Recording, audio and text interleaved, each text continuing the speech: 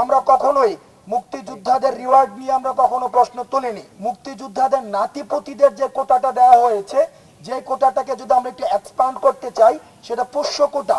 মুক্তিযোদ্ধাদের যে নাতিপুতিদের যে কোটা রয়েছে, আমরা সেই কোটার বিরোধিতা করছি।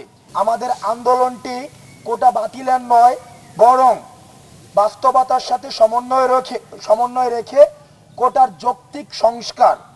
আমি যদি আমাদের যে দাবিটি ছিল, আমাদের এক দফা দাবি, এই এক দফা দাবিটি আমি একটু আবার পুনরাবৃত্তি করছি।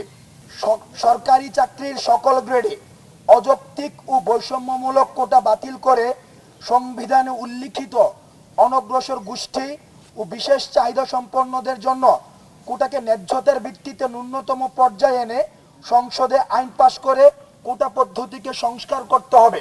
এটি ছিল আমাদের দাবি। এখন প্রশ্ন থেকে যায় যে ন্যূনতম পর্যায় বলতে আমরা কি বোঝাচ্ছি। 2 নম্বর বিষয়ে একটা প্রশ্ন থেকে যায়। আমি প্রথম 2 নম্বর বিষয়ে প্রশ্ন থেকে যায়, যেটা নিয়ে আমরা অনেক সময় সবচেয়ে বেশি প্রশ্ন ফেস করেছি, মিডিয়াতে সবচেয়ে বেশি প্রশ্ন ফেস করেছি, যে আমরা মুক্তিযোদ্ধা কোটার বিরোধিতা কিনা।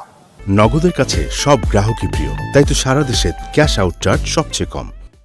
অনেকেই আমাদেরকে এইভাবে ফিঙ্গার পয়েন্ট করা হয়েছে যে এই আন্দোলনটা শুধুমাত্র মুক্তিযোদ্ধা কোটার বিরোধিতার জন্য হচ্ছে আন্দোলনটা করা হচ্ছে। আমরা স্পষ্ট করতে চাই, এই আন্দোলন মুক্তিযুদ্ধ কোটার বিরোধিতা না। মুক্তিযুদ্ধ যারা করেছে তারা আমাদের জাতির শ্রেষ্ঠ সন্তান। আমাদের জাতির শ্রেষ্ঠ সন্তানদের জন্য যে কোনো ধরনের রিওয়ার্ড সরকার থেকে যেটা দেওয়া হবে, আমরা একজন সচেতন নাগরিক হিসেবে যে বাংলাদেশকে ধারণ করে, যে বাংলাদেশকে বিশ্বাস করে, যে বাংলাদেশকে ভালোবাসে, যে বাংলাদেশকে ওন করে, সে কখনো মুক্তিযুদ্ধের প্রশ্নে এবং মুক্তিযোদ্ধাদের অবদানের প্রশ্নে সে কখনোই আঙুল তুলতে পারে না। আর যারা আঙুল তোলে তাদেরকে আমরা বাংলাদেশের শত্রু হিসেবে চিহ্নিত করতে চাই। আমরা কখনোই মুক্তিযোদ্ধাদের রিওয়ার্ড নিয়ে আমরা কখনো প্রশ্ন তুলিনি। তাহলে আমরা প্রশ্ন তুলেছি মুক্তিযোদ্ধাদের নাতিপুতিদের যে কোটাটা দেওয়া হয়েছে, যে কোটাটাকে যদি আমরা একটু এক্সপান্ড করতে চাই, সেটা পোষ্য কোটা। পোষ্য কোটা নামে যেটা কোটাটা রয়েছে, আমরা সেই কোটার বিরোধিতা করছি।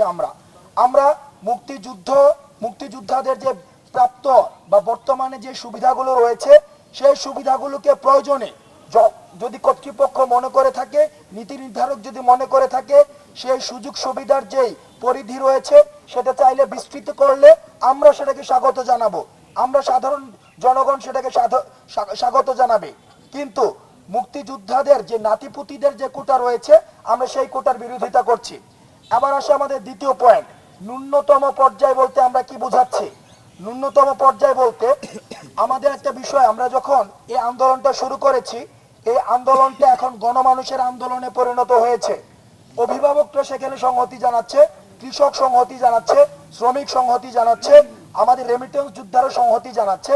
কারণ সবাই নিশ্চিত হতে চায় তাদের সন্তানদের তারা যে উদ্দেশ্যে পড়াশোনা করাতে চাচ্ছে, তারা যেন পড়াশোনা শেষে একটা নিরাপদ কর্মসংস্থান নিশ্চিত করতে পারে। এই নিরাপদ কর্মসংস্থানের জায়গা থেকে তারা দেখেছে যে কোটা একটি বাধা, সেই জায়গায় কোটাকে তারা একটি সমস্যা হিসেবে চিহ্নিত করেছে।